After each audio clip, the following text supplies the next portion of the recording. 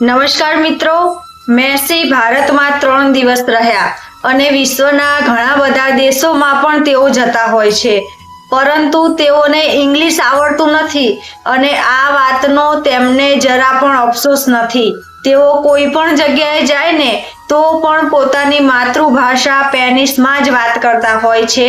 સ્પેનિશમાં જ વાત કરતા હોય છે. તેઓ પોતાની સાથે ટ્રાન્સલેટર રાખતા હોય છે. તેઓ કહે છે કે પોતાની સ્કિલને પોતાની આવડતને બતાવવા માટે અંગ્રેજી જરૂરી નથી. પોતાની માતૃભાષાથી પણ તમે આગળ આવી શકો છો.